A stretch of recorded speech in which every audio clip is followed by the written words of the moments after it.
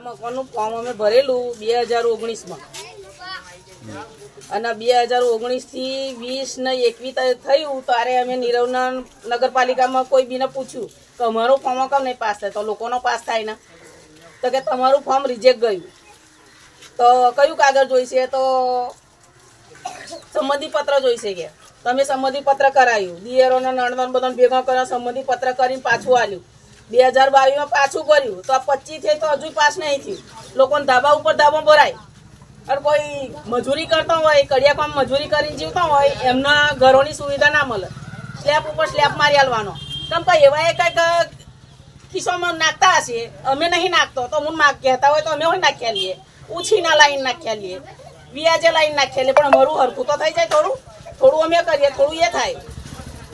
કયા કારણસર મકાન પડ્યું? વરસાદના કારણે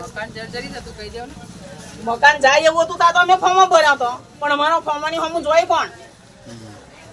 આની જાણ કરી મારી ઘરમાં બૈરી છેલ્લા દિવસો હતા છે તો મારી બૈરી ઘરમાંથી બહાર નીકળી મેં કીધું ચા છોકરી સારું પડે કું લેતા અને મેં બહાર બેઠેલો એ ટાઈમે પડ્યું કદાચ મારી બૈરીના છેલ્લા દિવસો છે ને છોકરી લઈને ઘરમાં દબાઈ જઈ હોત તો નગરપાલિકા વાળા જોવા આવત આ પડ્યું તો કોઈ જોવા નહીં આવતા પાઠક સિવાય કોઈ આવ્યું નહીં પાઠક એકલા જ આયા.